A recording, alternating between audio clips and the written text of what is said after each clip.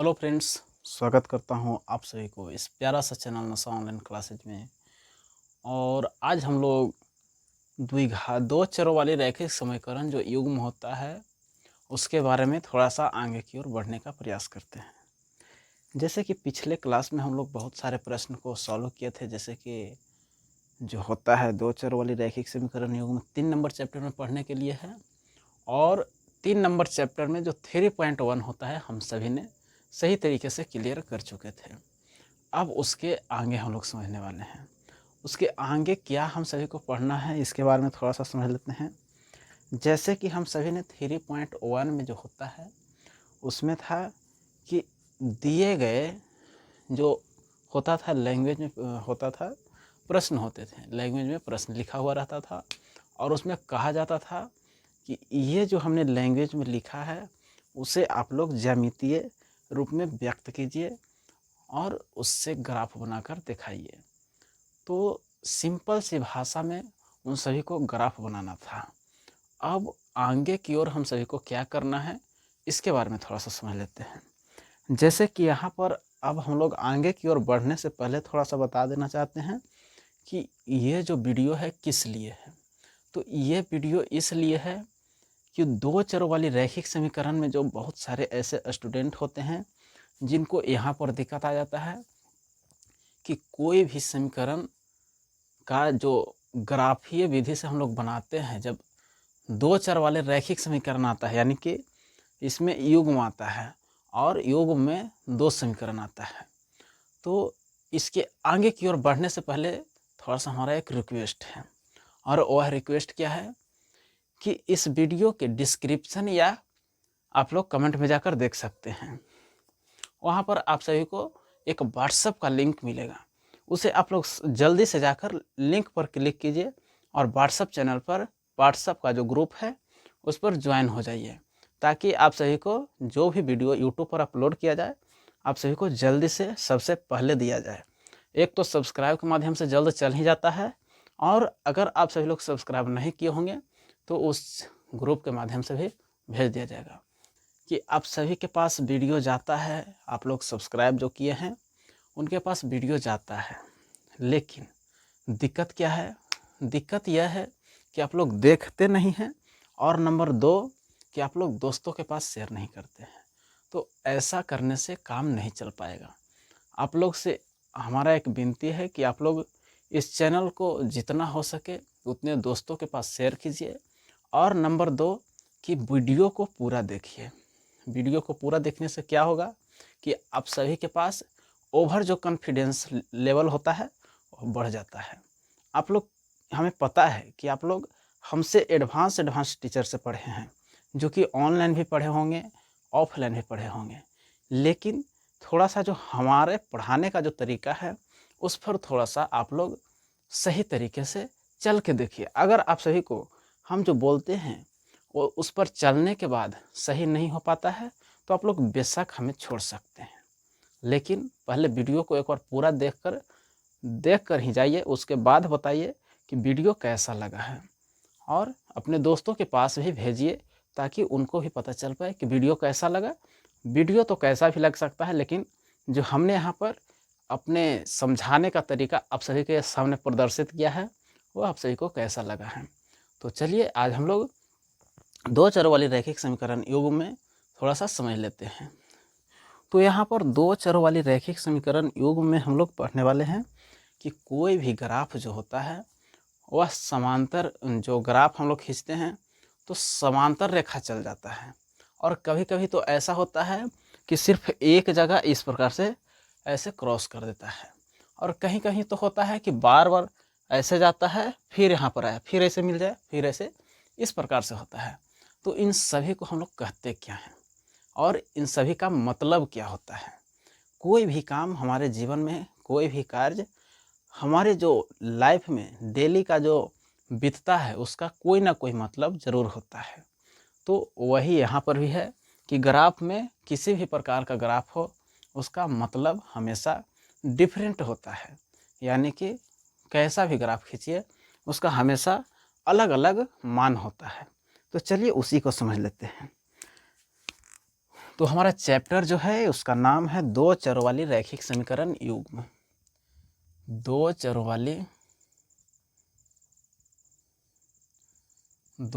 वाली रैखिक समीकरण युग्म।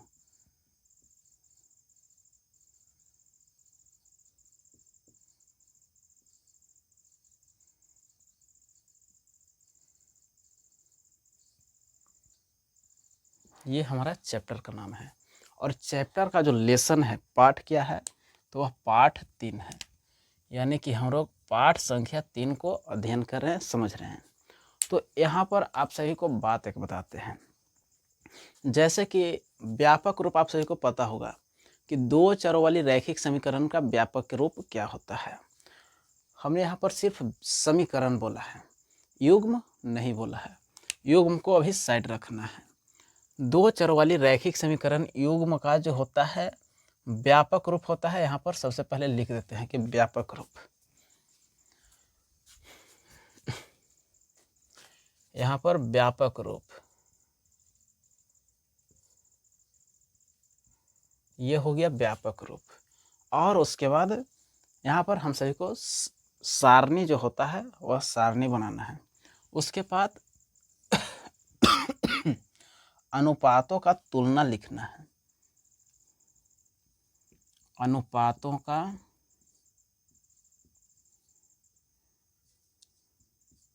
तुलना। उसके बाद यहाँ पर ग्राफीय विधि, जो ग्राफीय विधि में हल करने के बाद जो रेखाएं होती है वह कैसा होता है, तो यहाँ पर लिख सकते हैं कि ग्राफीय निरूपण।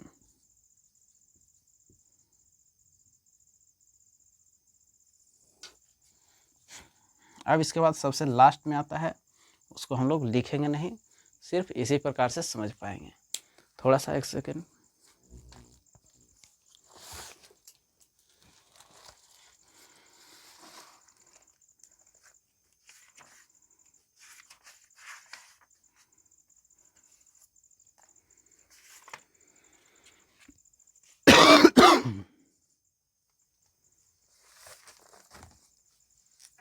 एक और आता है बीजगणितीय निरूपण। बीजगणितीय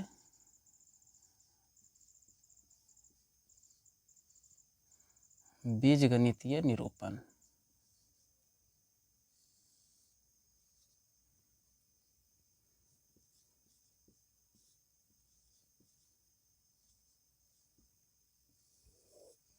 इतना बात हम सभी को समझना है।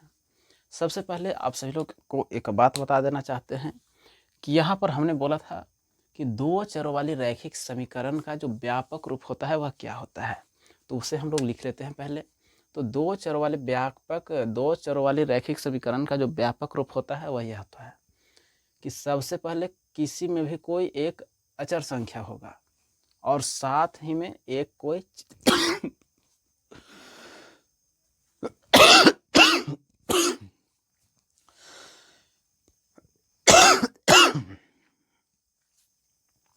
कोई यहाँ पर ए लगा रहेगा और साथ में यहाँ पर चर संख्या रहेगा, प्लस में बी, और बी के साथ इसके डिफरेंट मतलब कि अलग कोई चर संख्या होगा और साथ ही कोई और अचर संख्या होगा।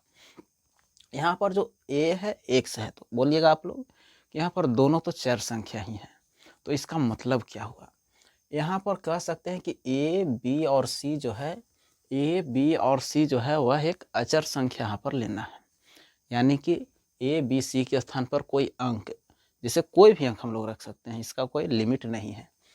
ये हो गया रैखिक समीकरण, सिर्फ रैखिक समीकरण का व्यापक रूप।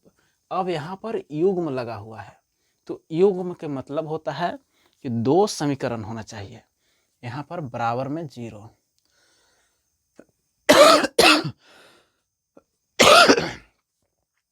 अब देखिए यहाँ पर युग्म के मतलब होता है कि दो समीकरण होना चाहिए, तो दो समीकरण में दोनों में सेम चर संख्या तो या सेम अचर संख्या तो नहीं रख सकते हैं, तो इस कारण से यहाँ पर सेम रखना है तो ए डैश बी डैश और सी डैश लगा देते हैं। और उसके बाद A2 यहाँ पर A1 है तो A2 और AX प्लस में B1 है तो यहाँ पर B2 मान लेते हैं, और साथ में y और प्लस में C2, इस प्रकार से बराबर में 0 होता है। इतना बात आप सभी को समझ में आ गया होगा। अब यहाँ पर देखिए अनुपातों का तुलना, इसका मतलब क्या होता है। तो अनुपातों का जो तुलना होता है, जैसे कि यहाँ पर साइड होकर थोड़ा सा, जैसे कि यहाँ पर लिखा हुआ है A1 A2 B1 B2, तो अनुपात करना किसे है, अनुपात के रूप में तुलना करना किसे है। तो यहाँ पर जो अचर संख्या होता है उसी को हम लोग यहाँ पर अनुपात के रूप में तुलना करते हैं।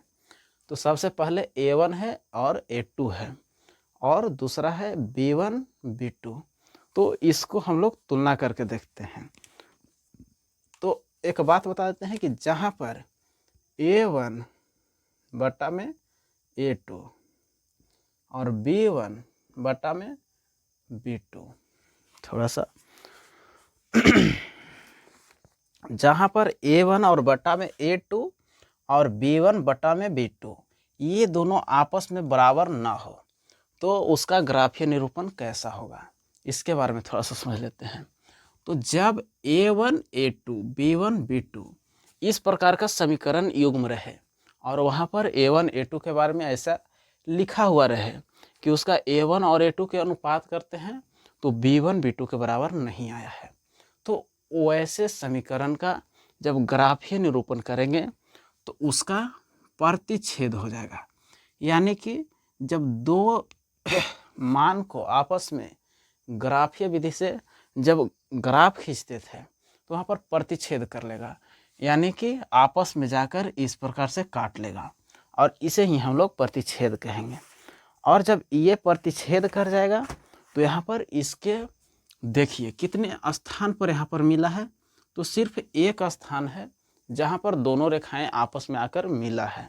तो इस कारण से कह सकते हैं कि यह प्रतिच्छेद रेखा होगा, और बीज गणितीय निरूपण में करेंगे तो इसका सिर्फ एक हल होगा, क्योंकि एक स्थान पर विभाजित किया है, इस कारण से इसका सिर्फ एक हल होगा। तो यहाँ पर लिख देते हैं कि यह प्रतिच्छेद रेखा बनाएगा, प्रतिच्छेद रेखा बनाएंगे, रेखा बनाएगी।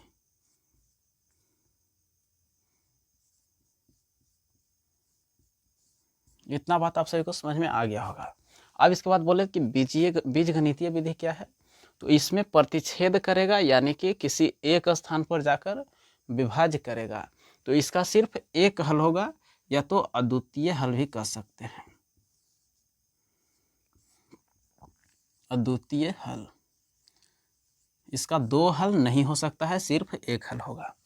और जिसका एक हल होता है, जिस समीकरण युग्म का एक हल होगा वह अविरोधी होगा, उसका समीकरण युग्म जो होगा अविरोधी, यानी कि इसका सिर्फ अविरोधी समीकरण युग्म।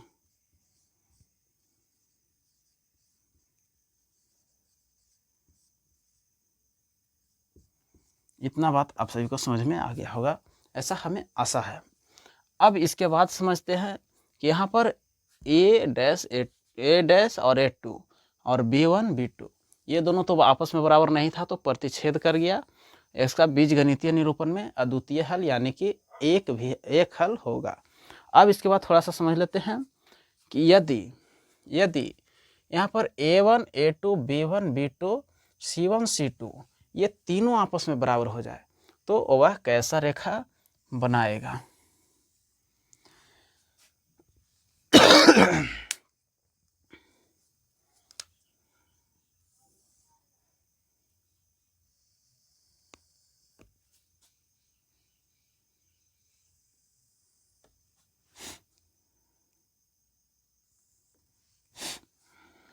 अब इसके आगे चलते हैं।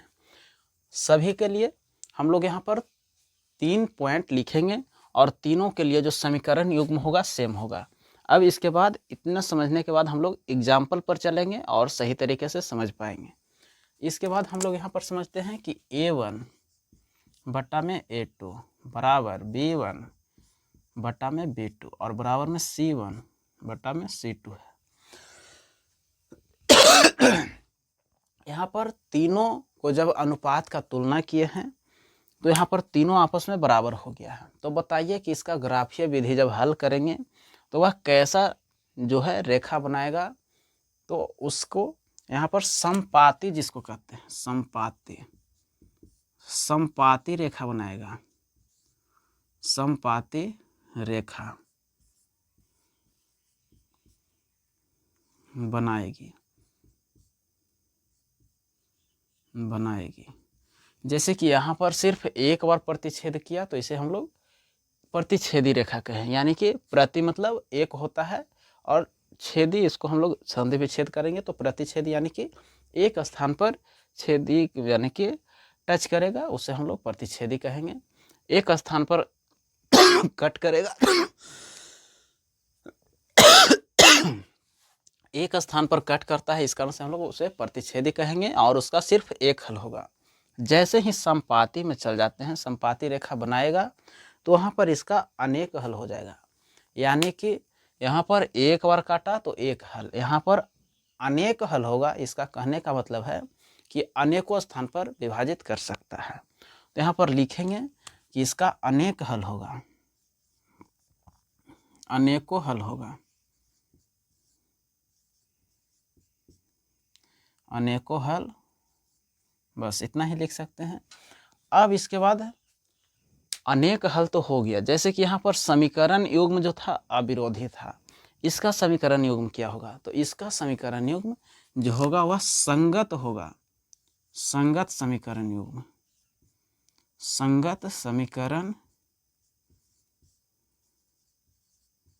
युग्म, यह संगत समीकरण युग्म बनाएगा। और साथ ही जो संगत समीकरण युग्म होता है उसे हम लोग आश्रित भी कहते हैं, यानी कि इसे आश्रित भी कहते हैं, यह आश्रित समीकरण युग्म है। इतना बात आप सभी को समझ में आ गया होगा।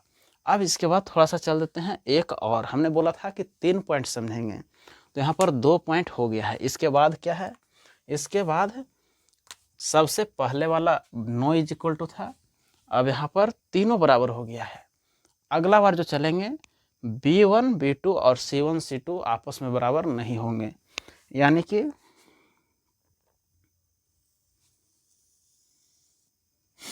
यहाँ पर A1 A2 बराबर B1 B2 no is equal to C1 C2, इतना बात है। तो इतना जब हो गया तो सबसे पहला जो था A1 A2 आपस में बराबर थे B1 B2 के, तो उसका प्रतिच्छेद रेखा था। यहाँ पर सभी आपस में बराबर थे तो समपाती रेखा था। अब यहाँ पर सबसे लास्ट में एक बच गया है समांतर रेखा, जो कि हमेशा बराबर चला जाता है, जैसे कि ट्रेन की पटरी होती है। तो ट्रेन की पटरी होती है वह आपस में कहीं भी नहीं मिलता है, और जब नहीं मिलेगा तो बताइए क्या उसका वैल्यू होगा। तो बिल्कुल नहीं होगा। और यहाँ पर उसका बीजगणितीय निरूपण में जब करेंगे तो उसका एक भी हल नहीं हो पाएगा। तो वह समांतर रेखा बनाएगा, समांतर रेखा बनाएंगे, समांतर रेखाएं बनाएंगे, बनाएंगे या बनाएगा। अब इसके बाद आता है कि इसका हल कितना होगा। तो बिल्कुल हल नहीं होगा, एक भी हल नहीं होगा, कोई हल नहीं होगा, कोई हल नहीं होगा। अब इसके बाद थोड़ा सा आता है कि इसका कोई भी हल नहीं होगा तो इसका जो समीकरण युग्म होगा वह कैसा होगा। तो वह असंगत होगा, वह असंगत होगा,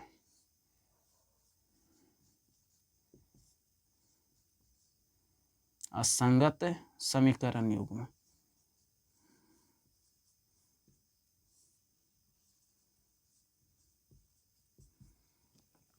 इतना बात आप सभी को समझ में सही तरीके से आ गया होगा।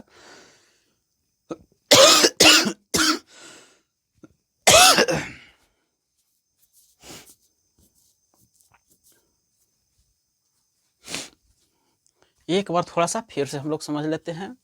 जैसे कि यहाँ पर दो चरों की रैखिक समीकरण युग्म के बारे में समझना था कि वह किसी भी प्रकार का जो समीकरण युग्म होता है तो हम लोग कैसे पता कर सकते हैं कि ग्राफीय निरूपण में उसका प्रतिच्छेद रेखा होगा। कैसे पता करेंगे कि उसका जो होता है ग्राफीय निरूपण में जो ग्राफ बनाएंगे वह समांतर रेखा होगा। कैसे पता चलेगा कि समपाती रेखा होगा? तो हम लोग को समीकरण युग्म मिलेगा। समीकरण युग्म से पता करना है कि कैसे उसका संपाती होगा, प्रतिच्छेदी होगा, समांतर होगा। तो इस फॉर्मूले के आधार पर हम लोग अब निरूपण कर सकते हैं। तो एक बार फिर से चलिए समझा देते हैं शुरू से लेकर लास्ट तक। सबसे पहले यहाँ पर दो चरों वाले रैखिक समीकरण युग्म के बारे में समझना है। यहाँ पर व्यापक रूप है रैखिक समीकरण युग्म का व्यापक रूप। अब यहाँ पर रैखिक समीकरण युग्म का व्यापक रूप होता है a1x प्लस में b1y और प्लस में c1 बराबर में 0। और युग्म के मतलब दो होता है तो a2x प्लस में b2y और प्लस में c होता है बराबर 0। इतना बात आप सभी को समझ में आ गया होगा। क्योंकि इस कारण से कि यह तो कुछ है नहीं, यह सिर्फ व्यापक रूप है। अब यहाँ पर a1 a2 a और b1 b2 ये दोनों आपस में बराबर नहीं है, तो इसको ग्राफीय निरूपण करेंगे तो प्रतिच्छेद रेखा हमेशा करेगा। और जब प्रतिच्छेद करेगा तो यह अद्वितीय हल, और अद्वितीय हल को कह सकते हैं कि वह सिर्फ एक हल करेगा, यानी कि इसका सिर्फ एक हल होगा। और यह समीकरण युग्म जो होगा अविरोधी होगा। अब इसके बाद चलते हैं कि a1 a2 b1 b2 c1 c2 सभी आपस में बराबर हो गए। सभी आपस में बराबर हो गए तो ग्राफीय निरूपण में क्या होगा कि इसका जो रेखा होगा संपाती होगा। संपाती का मतलब होता है कि हमेशा विभाज्य करेगा, और इसका अनेक हल होगा, अनेक हल होगा। और इसका जो समीकरण युग्म होगा वह संगत होगा। और यह जो एक समीकरण है आश्रित समीकरण होगा। बीजगणितीय निरूपण में यह आश्रित होगा। अब इसके बाद a1 a2 बराबर b1 b2 और no is equal to c1 c2, यानी कि b1 b2 no is equal to c1 c2। तो उसका जो समीकरण बनाएंगे ग्राफीय निरूपण में तो उसका समांतर रेखा बनेगा। समांतर रेखा, और समांतर रेखा में हमें कोई भी हल नहीं मिल पाएगा। और जब कोई भी हल नहीं मिलेगा तो यह एक असंगत समीकरण युग्म बनेगा। तो इतना आप सभी को समझ में आ गया है। तो जल्दी से आप लोग थम्स अप कीजिए और हमारा मनोबल जो होता है बढ़ाइए। और इसके बाद हम लोग चलते हैं कि इसका प्रयोग कहाँ पर होगा। प्रयोग होगा जहाँ पर होगा तभी हम लोग समझ पाएंगे कि ये समझे हैं और इसका कुछ मतलब ही होता है। तो चलिए एग्जाम्पल से समझ लेते हैं। आप सभी को ऐसा लगता है कि समझ में आ ही गया होगा।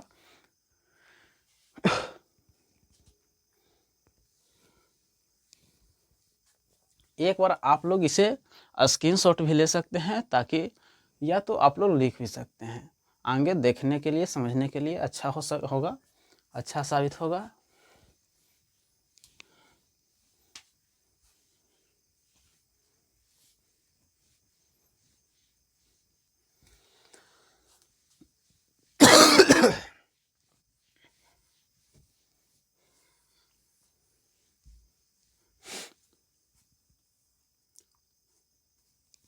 चलिए थोड़ा सा यहाँ पर एग्जाम्पल लेते हैं। एग्जाम्पल किस प्रकार का है?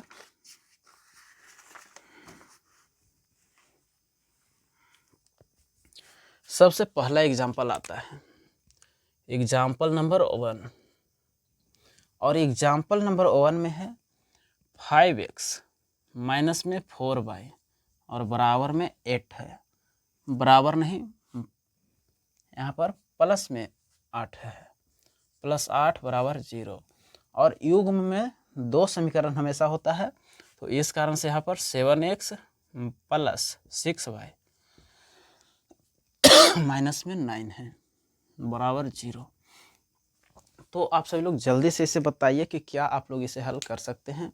अगर आप लोग हल कर सकते हैं तो इसे जल्दी से आप लोग सब्सक्राइब के माध्यम से बता दीजिए कि हाँ हमें समझ में आ गया है। और नहीं तो एक और तरीका है कि आप लोग कमेंट में बता सकते हैं कि इससे किस प्रकार का जो ग्राफीय विधि करेंगे। अब आप सभी लोग एक हमें बात बताइए, आप पूछेंगे कि जब इसका ग्राफ बनाएंगे तो यह कैसा होगा, प्रतिच्छेदी होगा, संपाती होगा या समांतर होगा। तो आप लोग कहिएगा कि सर पहले हमें इसे बनाने दीजिए। यहाँ पर ग्राफ का कॉपी लाएंगे, फिर x का मान निकालेंगे, फिर y का मान निकालेंगे, 2 शून्य कैसे करके निकालेंगे और उसके बाद ग्राफ खींचेंगे, तब आपको बताएंगे कि समांतर है, संपाती है या प्रतिच्छेदी है। तो इतना हम सभी को बढ़ने की क्या ज़रूरत है? क्यों? क्योंकि हमने अभी तो बताया कि यहाँ पर इसे हम लोग शॉर्ट तरीके से, सटीक तरीके से ही कर सकते हैं। कैसे? तो यहाँ पर सबसे पहले A1 A2 A3 और A1 A2 सॉरी, थोड़ा सा रुक जाइए। हमने बताया था कि A1 B1 और C1 इसका मान इससे प्राप्त करना है। फिर A2 B2 और C2 इसका मान इसी समीकरण युग्म से पता करना है।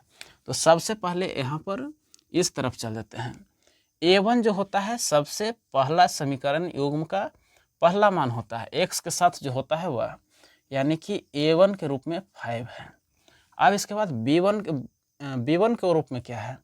तो B1 के रूप में -5 है, सॉरी -4 है, माइनस में 4। और C1 के रूप में क्या है? तो C1 के रूप में 8 है, C1 के रूप में 8 है। अब इसके बाद समीकरण 2 के अनुसार चलते हैं। तो समीकरण 2 के अनुसार A2 बराबर में 7, B2 बराबर में 6 और C2 जो C2 होगा अकेले होगा, किसी के साथ नहीं होगा, तो यहाँ पर माइनस में 9 आ गया। तो इतना बात आप सभी को समझ में आ गया होगा, ऐसा हमें आशा लगता है। जो कि विश्वास तो कर नहीं सकते हैं, क्यों? क्योंकि आप लोग सब्सक्राइब नहीं करते हैं, शेयर नहीं करते हैं और वीडियो को तो लाइक करवे नहीं करते हैं। तो ऐसा हमें विश्वास नहीं होता कि आप लोग समझ गए हों। आशा है हमें कि आप लोग समझ पा रहे हैं। तो चलिए इसके बाद थोड़ा सा समझ लेते हैं। तो सबसे पहला है कि A1, सॉरी इस प्रकार से नहीं, अपने मन में पहले सोचिए कैसे। A1 A2, इसे ऐसा सोचिए कि A1 बटा में A2 है, यानी कि 7 बटा में 5, 5 बटा में 7। अब यहाँ पर है माइनस में -4/6। अब इसके बाद ये है 8/-9। तो बताइए क्या यहाँ पर सभी समीकरण आपस में बराबर है? सभी समीकरण आपस में बराबर है तो चेक करना होगा। जैसे कि यहाँ पर 2 से विभाजित है, तो 2 से विभाजित है तो दूसरा कलर से यहाँ पर विभाजित करेंगे। जैसे कि यहाँ पर 2 से विभाजित है 4, कितना बार में? 2 बार में। और 2 से 6 भी है, ये कितना बार में? 3 बार में है। तो फिर से यहाँ पर लिख देते हैं कि 5/7,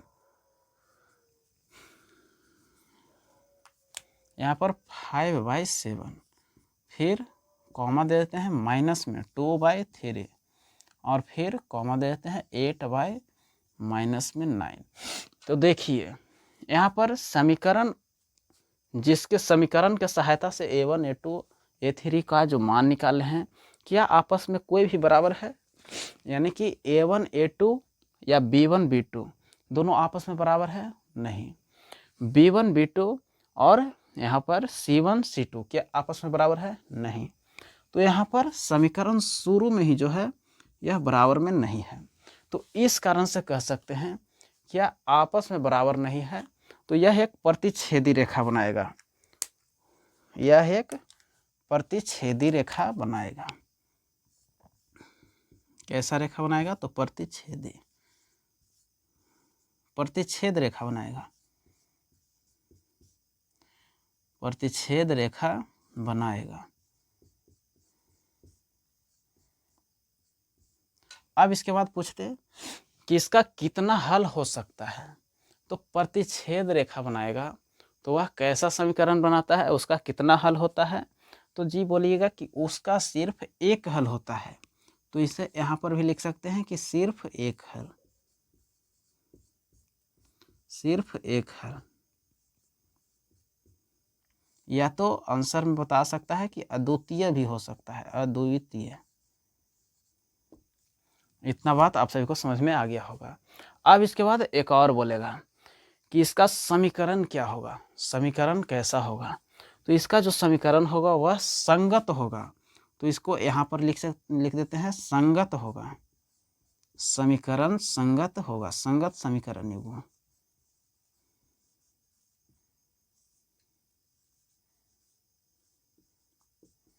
तो इस तरह से हम लोग इस समीकरण को बना सकते हैं बिना लॉन्ग प्रक्रिया से, ग्राफ बनाए बिना भी कर सकते हैं। अगर आप सभी को यहाँ पर कॉन्सेप्ट पता नहीं होता तो आप लोग ग्राफ बनाते, उसके बाद आंसर को बता पाते, लेकिन यहाँ पर कॉन्सेप्ट के माध्यम से हम लोग सही तरीके से समझ पाएंगे।